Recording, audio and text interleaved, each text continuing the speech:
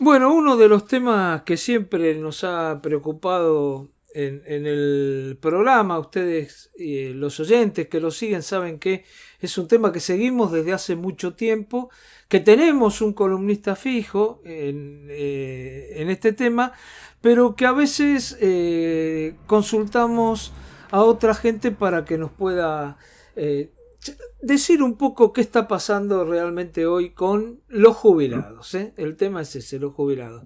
Estamos comunicados con Marcos Wallman. Marcos Wallman es secretario de la Mesa Coordinadora de Jubilados y Pensionados y lo tengo en línea y lo saludo. ¿Cómo te va, Marcos? ¿Cómo estás? Muy bien, gracias, muchas gracias por el llamado. Un gusto volver a conversar con ustedes. Gracias, Marcos. Bueno, Marcos, en estos días, digamos que estuvo en la agenda el tema de los jubilados. Por ahí no para los debates que nos debemos y que vos, cada vez que hablamos con vos, instalás, pero sí estuvo instalado porque se anunció el aumento del 15% para junio. Se viene hablando de, bueno, se están por pagar algunos bonos para compensar una parte de la inflación y hay problemas como hay siempre en lo que respecta a la atención de la salud, de los jubilados, en lo que respecta a los medicamentos. Pero bueno, primero quería preguntarte cómo ves vos todo esto y agregado a esto de lo que hablaba de los aumentos, de las recomposiciones de los salarios, también ver qué está pasando en las otras áreas. Empezamos por el tema de los ingresos. Bueno, lo que se viene anunciando es una repetición permanente de actualizaciones del haber jubilatorio que, por lo bajo que es el monto jubilatorio que se actualiza, indudablemente que estamos muy lejanos a la realidad.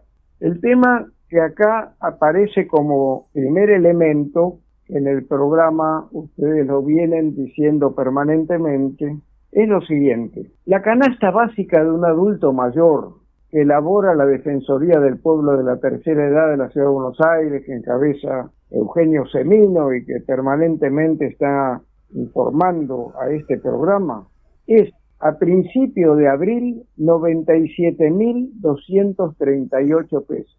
Esta es la canasta básica necesaria para una persona mayor, tomando en cuenta los elementos principales de la alimentación, de la medicación, del tema de la vivienda y todos los elementos básicos necesarios. El haber mínimo jubilatorio de bolsillo, es decir, reducido el 3% que los jubilados seguimos aportando para nuestra obra social, el PAMI. Para el PAMI, claro, sí. El haber mínimo jubilatorio de bolsillo en abril y mayo es de 31.630 pesos. Esto significa, imaginan, la relación es que estamos en una tercera parte de las necesidades básicas. Pero esto lo recibe más de la mitad de la totalidad de los jubilados. Hasta se habla cerca de un 60%. Y más del 80% de la totalidad de jubilados no alcanza a cubrir esa canasta básica. Pero en relación a lo que decías del aumento que va a haber en junio, ¿no es cierto? Sí. Porque la actualización trimestral que está establecida, y como decía anteriormente, tomando en cuenta la base de cálculo con que se hace, en junio el haber mínimo de bolsillo va a pasar a ser 36.399 pesos para junio, julio y agosto. Para tener una idea con los índices inflacionarios que estamos viviendo.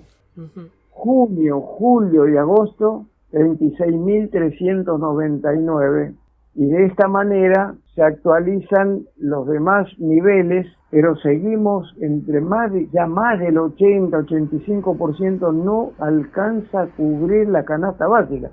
Estamos hablando de una canasta básica que, como ustedes saben, y los oyentes de este programa también lo conocen por lo que Eugenio Semino transmite permanentemente, debemos decir de que esa canasta básica se elabora semestralmente y ya hace alrededor de 12 años, tomando los mismos productos, tomando las mismas referencias, y esto es en principio de abril. Si tomamos en cuenta el índice inflacionario ya de abril, lo que se prevé para mayo, estamos hablando de cifras que no guardan relación con la realidad. Estamos hablando de que para sobrevivir con este haber mínimo actual, estamos en la tercera parte de las necesidades básicas de un adulto mayor. Esto es la actualidad y la perspectiva, que está generando mucho enojo, está generando, además de la situación que esto acarrea a una cantidad que tiene que sobrevivir con haberes mínimos y a veces en muchos casos individuales, sin tener otros ingresos, llevar a esta situación, ¿no es cierto? Uh-huh. A lo que se agrega otro... Sí, decime. Sí, no, digo, vos hablás esto de que genera indignación. En un amplio sector de la sociedad, ¿no pensás que ya ganaron la idea, y sobre todo en la juventud, que en realidad la jubilación ya no pasa a estar referenciada en la historia laboral, sino que realmente es como se viene pregonando, ¿no? Sabemos que es mentira, pero se pregona, es una ayuda que le da el Estado a uno cuando es viejo? ¿No ves que se está ganando esa idea en amplios sectores de la sociedad? Lamentablemente, ¿no? Bueno, en esto tenemos que decir algo que es permanente.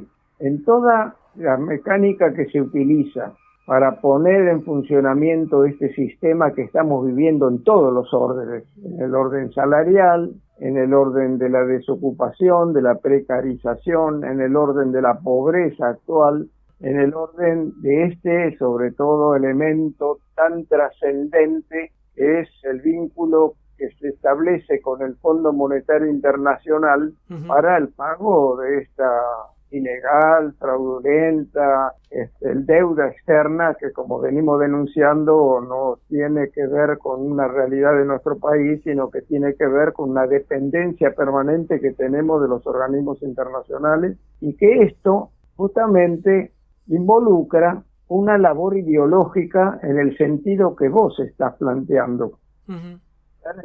Explicar por qué el salario es de esta naturaleza, por qué el haber jubilatorio es ya prácticamente lo que se denomina un, digamos, aporte para la subsistencia de las personas mayores, ¿no es cierto? Es lo que viene a ser digamos, un subsidio a la vejez. Claro. Esto partimos mira, hay un tema que me parece que es algo que yo lo tengo muy presente, y se dijo inclusive textualmente. Christine Lagarde, antes de la actual presidenta, la que está al frente del Fondo Monetario Internacional, sí, definió una cuestión que es la siguiente: la prolongación de la vida humana más allá de lo previsto. Ningún país, referido a los países del capitalismo que vivimos, del sistema capitalista, ningún país va a estar en condiciones de resolver financieramente la prolongación de la vida humana más allá de lo previsto. Con esto está diciendo que el logro de la humanidad de poder vivir más años entra en contradicción con el sistema en que estamos viviendo. Al decir poco, eso también lo dijo Alberto Fernández de otra forma. Dijo: la gente vive cada vez más y nosotros no tenemos dinero para pagarle a los jubilados, ¿no? Es decir, justamente esto tiene mucha relación con lo que vos hiciste, la reflexión que hiciste al comienzo. claro. Efectivamente, con esta labor ideológica que desarrollan, están explicando lo siguiente: nosotros tenemos un sistema previsional que es un sistema público de reparto asistido por el Estado intergeneracional, ¿no es cierto? Esto es una conquista de la clase trabajadora. Este sistema se basa en que el hombre tiene que tener 65, la mujer 60, hablo en líneas generales, no en regímenes particulares ni en la ley de reparación histórica, que podemos hablar también sobre eso, pero y que tiene que tener 30 años de aportes para poder jubilar. ¿Y la jubilación qué es? Debería ser el sustituto del salario o del ingreso del trabajador que no es asalariado, para poder vivir en las mismas condiciones en que está viviendo en relación en su labor de actividad productiva, ¿no es cierto? Claro. Hoy lo que se da, y lo han instalado y se habla permanentemente, cuando se habla de los jubilados, se habla de los pobres jubilados, se habla de los jubilados que no les alcanza. Ahora, no se habla de lo que es la jubilación, no se habla de por qué sucede esto que está sucediendo. Y en ese sentido tenemos que reafirmar un concepto. Acá los fondos jubilatorios, y después vamos a referirnos también al tema del PAMI, que vos hacías mención al comienzo, sí. Los fondos jubilatorios constituyen una parte considerable de los fondos del Estado que se utilizan para otros fines que no son los fines por los cuales debería darse esos fondos previsionales. Vamos a poner un ejemplo, sí. que es el Fondo de Garantía de Sustentabilidad, ¿no es cierto? ¿Qué le parece? Tengo los datos que acaban de aparecer por representantes que tiene el órgano consultivo de ANSES. Tiene en el mes de abril 5.520.000 millones de pesos. Fondo de Garantía de Sustentabilidad, que cuando se estatizó el sistema previsional en 2007, se constituyó este fondo, que es un fondo para garantía para el mantenimiento del sistema previsional. De esto, los títulos públicos, para dar una idea, solamente doy un dato, sí. Títulos públicos y títulos emitidos por empresas estatales suma el 75,9% de esos fondos. Están invertidos en títulos públicos que tienen cada uno su particularidad, pero que se renuevan cada vez que hay un vencimiento. Mientras tanto, con este Fondo de Garantía de Sustentabilidad, que debía contemplarse en primer lugar algo que fue en su comienzo instalado, que era también para cubrir desfasajes que pudieran presentarse en la relación entre los saberes jubilatorios y la realidad económica del país, ¿no es cierto? Claro.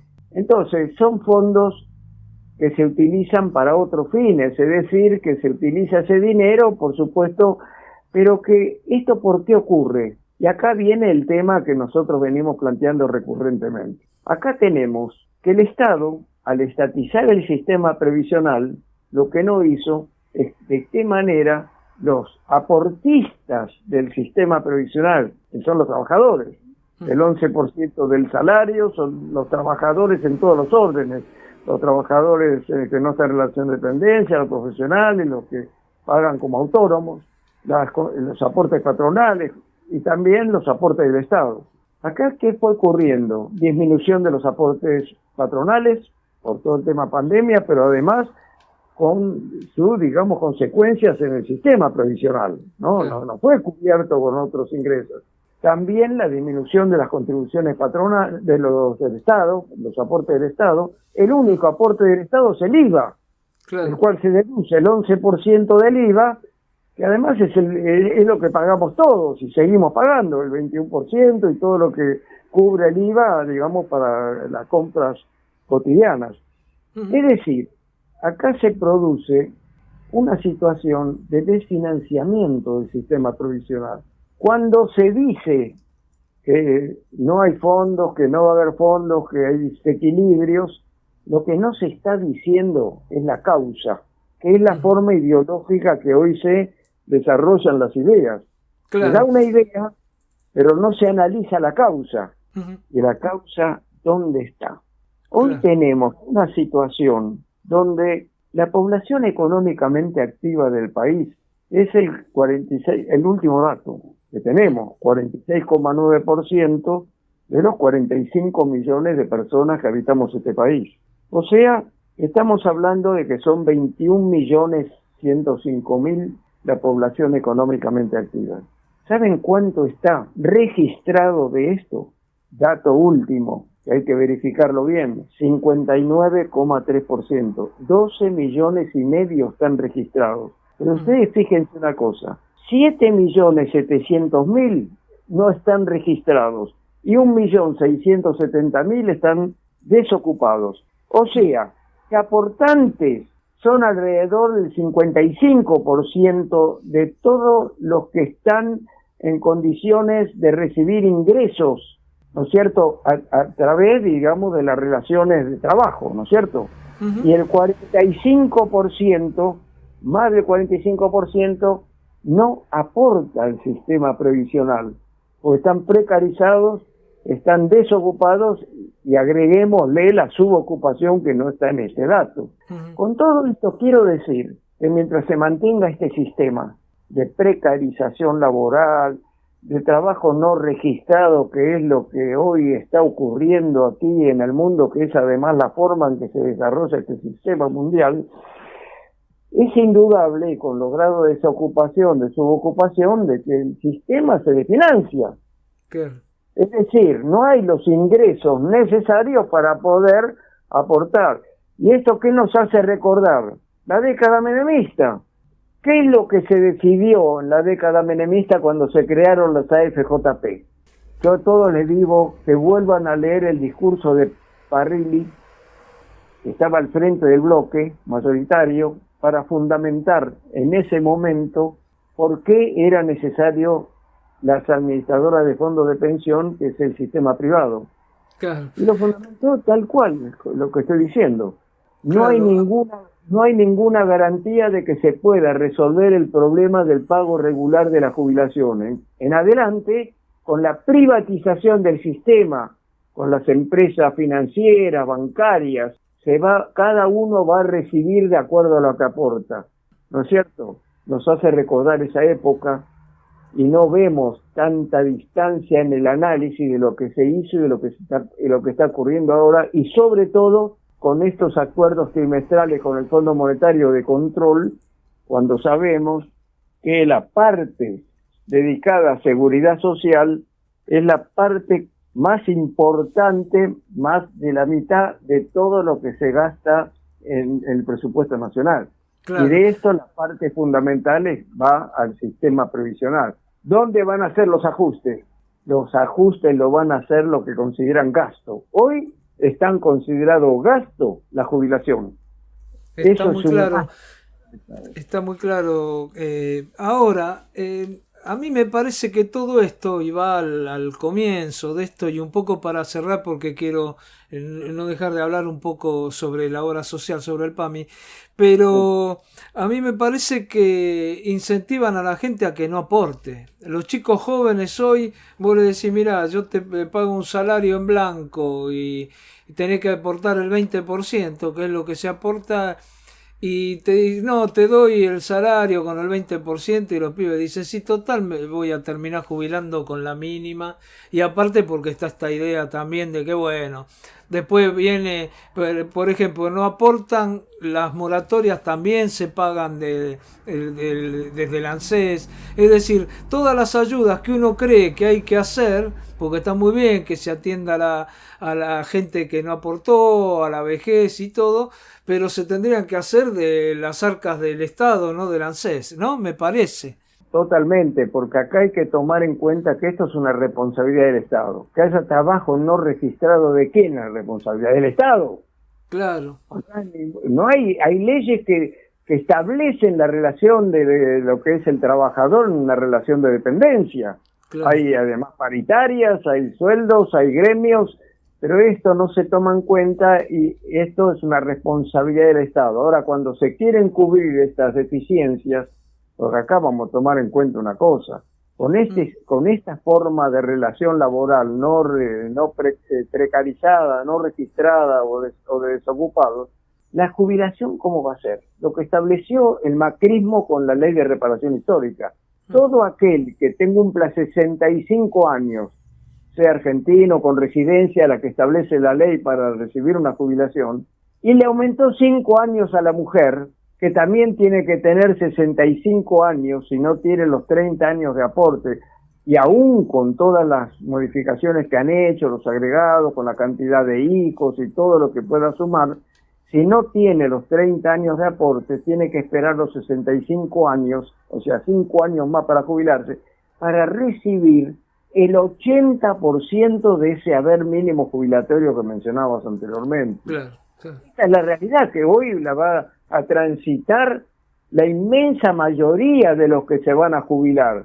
Esto es lo que, cuando vos decías cómo es posible que la juventud hoy esté pensando en eso, es lo que pasa que hoy este tema, que era el tema tan candente de las organizaciones sindicales, porque este es un rol de los sindicatos, es un rol de las organizaciones gremiales. Ahora, esto lo toman quienes tienen sentido de clase, que son organizaciones clasistas, pero las organizaciones burocráticas de los gremios no toman estos conceptos, y la jubilación no es un problema de ahora, es un problema del futuro, porque todos se van a jubilar en este país, y en este país y en el mundo. Es así es. Marcos, y en esto te pido un poco si lo podemos, si podés ser un poco breve porque nos quedamos sin tiempo.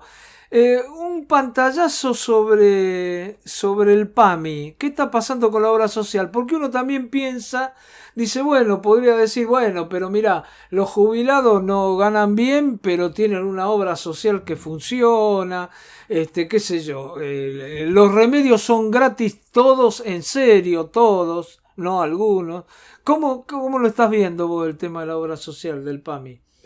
Esta obra social del PAMI te la sintetizo. Estamos en los peores momentos de desarrollo del PAMI. La situación se va agravando día tras día. El PAMI es una organización que acaba de cumplir, justamente conmemoramos el 13 de mayo 51 años de existencia. La ley 19032 se arrancó en la dictadura, en una dictadura donde todos sabemos de lo que pasó ahí con el ministro Manrique, que fue presionado de tal manera, en donde nuestra mesa coordinadora tuvo una actitud muy importante y dirigente en ese momento, y todos hacen referencia a la gran movilización que dio lugar a esta ley y al trabajo también que realizó esta mesa coordinadora en el proyecto de ley, es la creación del Instituto Nacional de Servicios Sociales, Jubilados y Pensionados, conocido como PAMI, ¿no? Que a través de una ley. Ahora, ¿esto qué ocurrió? Para tener, digamos, igual que las obras sociales de los sindicatos, tener una atención especial, porque el argumento era que no se tomaba en cuenta el tema tan importante de la salud, sobre todo de las personas mayores, ¿no es cierto? Bueno, pero esto que actualmente es el cuarto presupuesto del país, que es, digamos, más de 5 millones de afiliados en la obra social más grande de toda Latinoamérica, hoy está en una crisis muy profunda. ¿Por qué?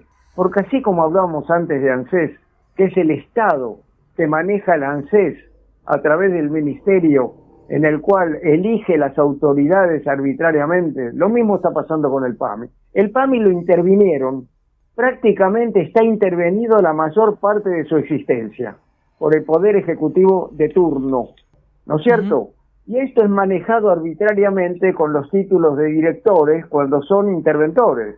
Hace 20 años fue justamente cuando el propio Néstor Kirchner planteó de que dio un plazo de 180 días para que a través de un decreto se marchara a la normalización del instituto, y pasaron los 180 días y sigue intervenido, no pasó nada, no se estableció ninguna ley.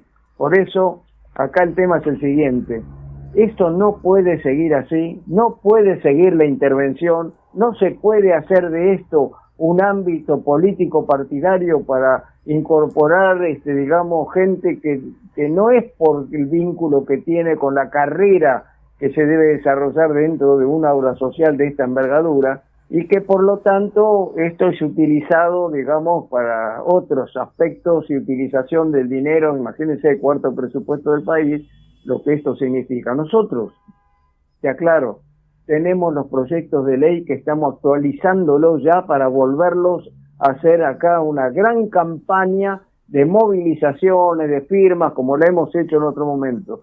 nuestro proyecto de ley son una nueva ley de previsión social que tome en cuenta, en primer lugar, que el haber mínimo jubilatorio tiene que cubrir la canasta básica de un adulto mayor, que la tasa de sustitución debe ser el 82% móvil de los mejores salarios, y que los fondos deben ser administrados y dirigidos por representantes de trabajadores activos, de jubilados y del Estado, que se elijan en forma directa y secreta y el Estado a través de su ministerio. En cuanto al PAMI, nosotros planteamos una ley de normalización del PAMI, del Instituto Nacional de Servicios Sociales, Jubilados y Pensionados, una ley de normalización ya, con un directorio como fue concebido en sus comienzos, pero establecido de la siguiente forma: 11 miembros en el directorio, 7 representantes de jubilados elegidos en forma directa y por zonas que abarcan todo el país, 2 representantes de los trabajadores activos, también elegidos en forma directa y secreta y sin intermediaciones gremiales, ni sindicales, ni nada, y un representante del Estado. 2 representantes del Estado. Así se constituiría entonces un directorio para tomar todas las determinaciones que hacen a la prevención y a la atención de la salud. Y vamos a trabajar decididamente en esto, porque todo tiende a digamos, una situación que se va complicando y se va deteriorando cada vez más. En este sentido, las quejas son muy grandes en todo el país, hay muchas deficiencias, y bueno, y vamos a tener que también ir organizando y coordinando todas las fuerzas para poder emprender una acción mucho más profunda. Es decir, necesitamos que se discuta profundamente el sistema previsional y que se discuta profundamente el sistema de salud. De lo contrario, van a ser parches permanentes y vamos a seguir con esta situación, para lo cual, tomando lo que vos decías al comienzo, también tenemos que contrarrestar una gran contrarreforma ideológica, organizativa y de movilización para lograr lo que nos proponemos, tomando en cuenta que esto tiene que ser un tema de los trabajadoras y trabajadores activos y jubilados, no es solo un tema de los jubilados. Está muy claro. Como siempre, te agradezco mucho por la comunicación, Marcos, y te mando un abrazo grande, y vamos a seguir en contacto. Cómo no, muchas gracias por el llamado. Muy amable. Bueno, hablábamos con Marcos Woman, el secretario de la Mesa Coordinadora de Jubilados y Pensionados. Interesante lo que planteó. Yo creo que deberíamos estar discutiendo todo esto, pero evidentemente es muy grande la sordera fundamentalmente de la clase política, ¿no? Con el tema de los jubilados y no solo de sus saberes, sino también de su obra social.